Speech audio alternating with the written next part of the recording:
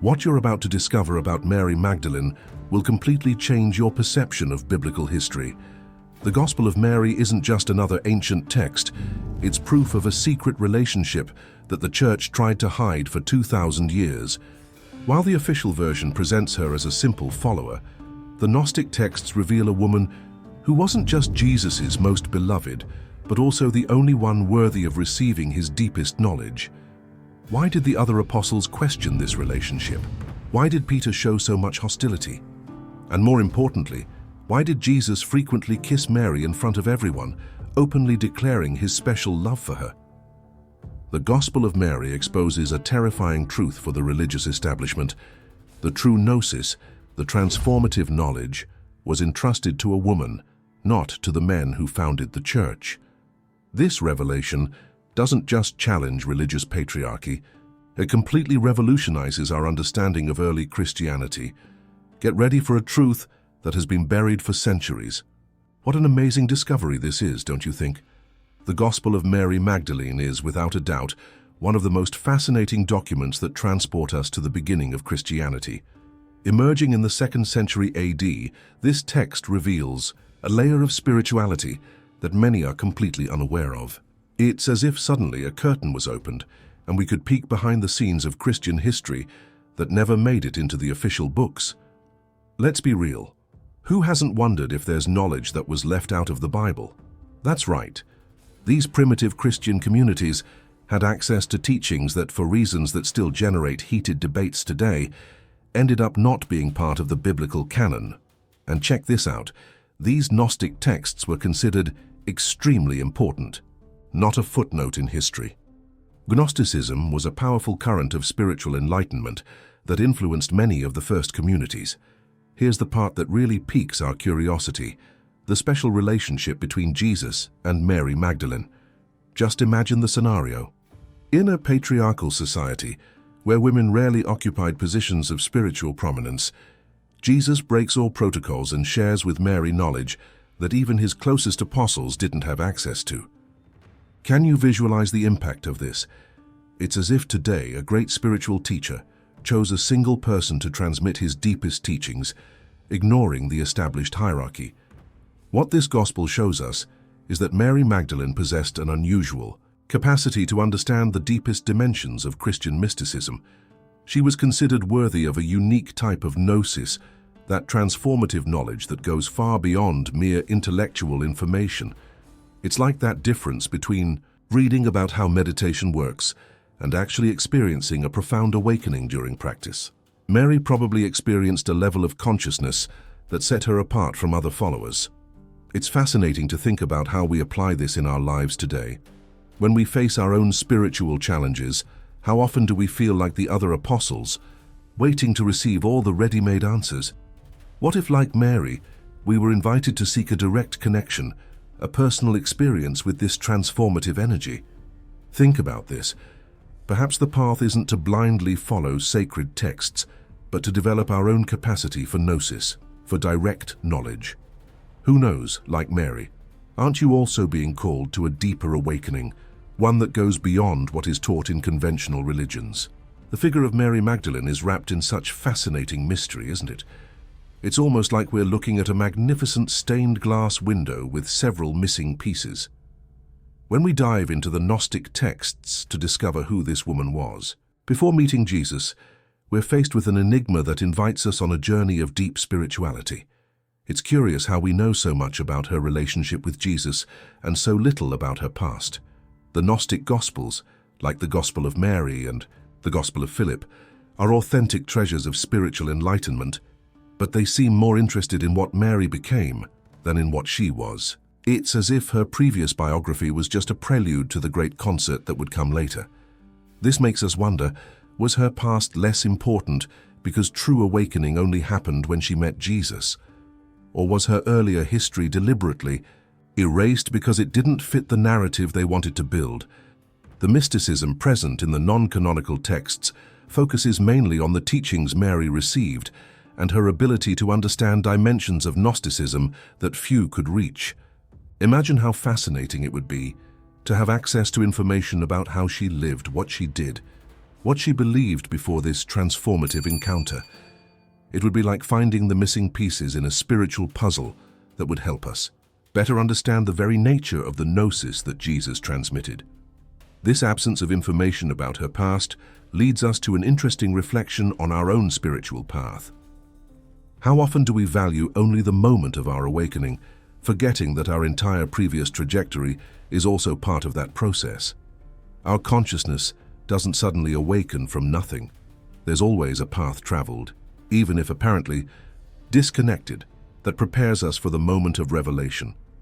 Like Mary, each of us carries a history that, even if not recorded in the Gospels of our lives, contributed to who we are. The energy that permeates the Gnostic texts suggests that Mary was prepared to receive Jesus' teachings in a way that others weren't. Was she a spiritual seeker even before this encounter?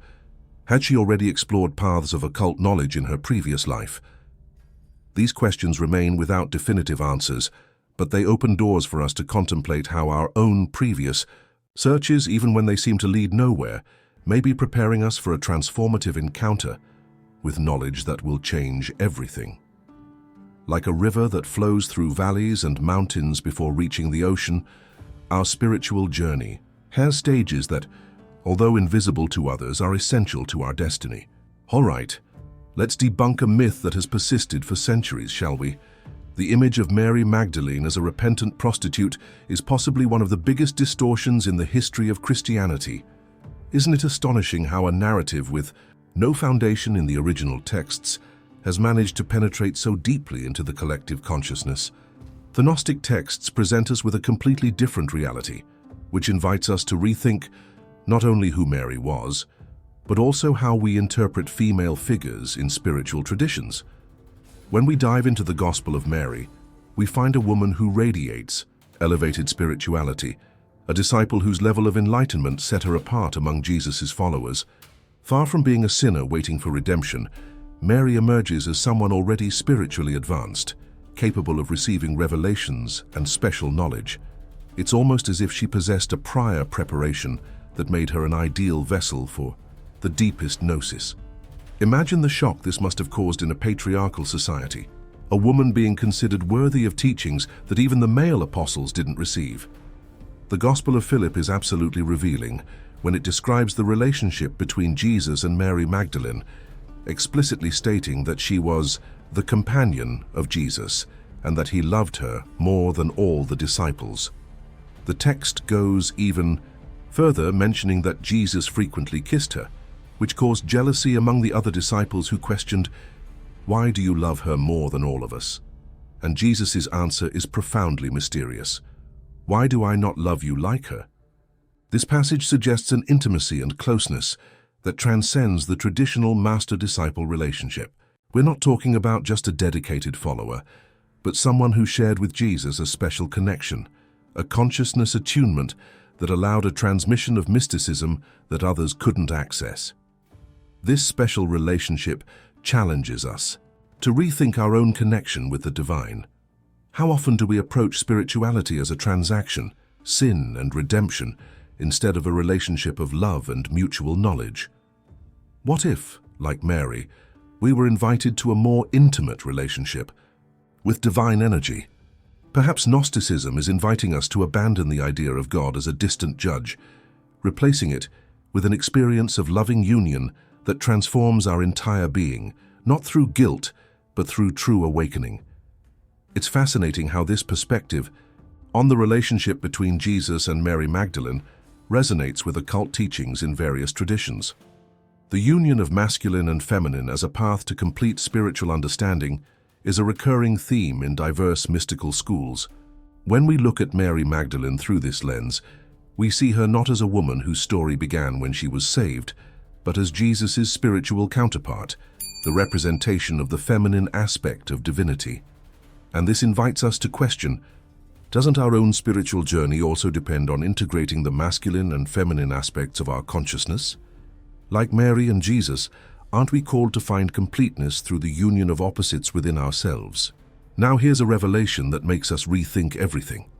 Imagine Magdala, a prosperous city in Galilee, where a young woman from a wealthy family grows up with access to education and knowledge that most women of her time could never dream of obtaining. This isn't a fictional story, but a historical possibility that various scholars of Gnosticism have been considering about Mary Magdalene. Isn't it fascinating how this perspective completely changes the way we understand her receptivity to Jesus's esoteric teachings? Think about this.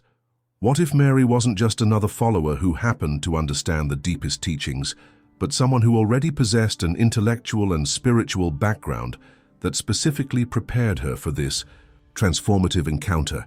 It's as if her soul was already tuned to a frequency of spirituality that allowed her to pick up signals that others simply couldn't perceive. The texts suggest she had a unique predisposition for awakening, as if she had already traveled part of the path even before meeting Jesus. The mysticism of Gnostic texts takes on a new dimension when we consider this possibility. Gnosis, this transformative knowledge that goes beyond the intellectual, requires preparation, fertile ground. Imagine a garden already prepared, just waiting for the right seeds. This may have been Mary Magdalene's consciousness when she met Jesus. Her privileged education may have given her access to philosophical traditions, cosmologies, and possibly even knowledge of the occult that were common among the intellectual elites of the time, but rarely accessible to the lower classes. How can we bring this reflection into our lives today?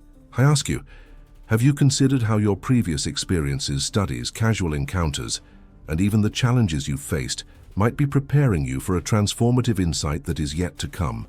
Perhaps, like Mary, you're accumulating pieces of a puzzle whose complete image will only be revealed when you find that final piece that will make everything make sense. It's almost as if each book we read, each meditation we practice, each deep conversation we have is silently expanding our capacity to receive transformative energy when the right moment comes. This perspective on Mary Magdalene also offers us a powerful tool for understanding the disparities in spiritual development between different people. If we accept that her previous preparation was crucial to her ability to understand Jesus' teachings, we can also recognize that each person is at a different point in their spiritual journey. Some of us may have had access to vaster, inner libraries, while others are just beginning to gather the first books. This understanding invites us to greater compassion and patience, both with ourselves and with those around us, recognizing that enlightenment is not a race, but a unique blossoming for each soul in its own time. Let's dive into the structure of this fascinating document, shall we? The Gospel of Mary is like a small chest with two secret chambers, each storing invaluable jewels of wisdom. In the first part, we encounter a dialogue that would make any contemporary spiritual seeker completely fascinated. The resurrected Jesus, in an intimate conversation with his disciples, exploring fundamental concepts like matter and sin. Isn't that extraordinary? We're talking about concepts that continue to form the basis of modern spirituality, recorded almost 2,000 years ago. Just imagine the scene, a small group of followers still processing the shock of the crucifixion and the wonder of the resurrection, receiving profound teachings that challenge conventional understanding of reality.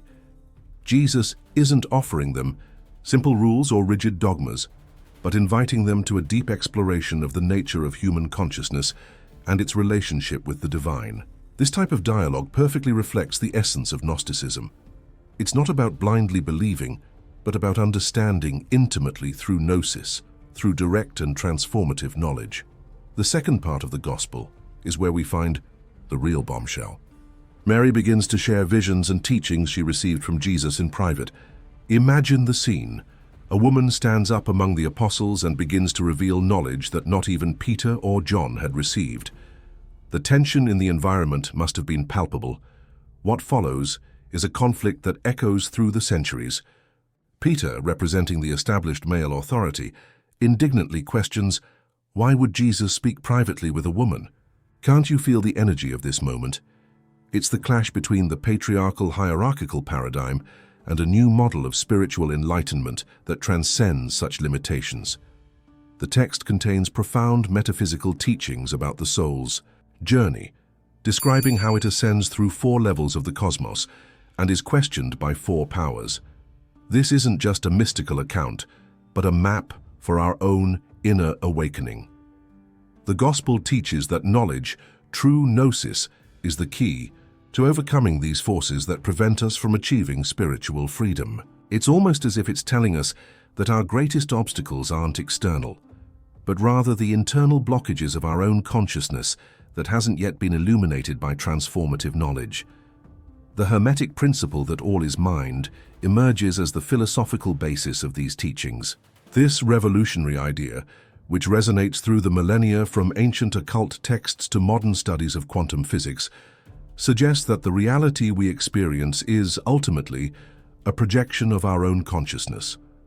If all is mind, then the path to salvation isn't in external rituals or imposed beliefs, but in the transformation of our own perception. This principle establishes the perfect bridge for understanding the creative power of the pure mind that Mary Magdalene describes in her Magisterium, the document where she explores how each of us can become a creator of our own reality when we truly connect with the source. It's as if the entire Gospel of Mary were a preparation to show us that the Holy Grail we seek isn't an external chalice, but our own consciousness, simultaneously full of divine potential and empty of human limitations. So, my friends, what will you do with these revelations about Mary Magdalene? Will you continue to passively accept the official version of history, or will you dare to explore these hidden dimensions of early Christianity? The Gospel of Mary isn't just a historical document, it's an invitation to awaken. Imagine what your spiritual life would be like if, like Mary, you sought a direct experience of the divine instead of depending on intermediaries. What if, like her, you had the courage to raise your voice even when established authorities try to silence you? What if you discovered that the true Holy Grail is your own consciousness, capable of creating and transforming reality? The question I leave you with is this: are you ready to abandon the limitations of imposed beliefs and embark on your own journey of gnosis? Are you willing to question everything you've been taught about spirituality and religion? Because, in the end, Mary Magdalene's path isn't just history, it's a revolutionary model for your own spiritual liberation. If this video resonated with you, don't hesitate to subscribe to the channel and turn on notifications. We have much more transformative knowledge to share about Gnostic texts and the mysteries of spiritual awakening. The truth is within your reach. You just need the courage to embrace it.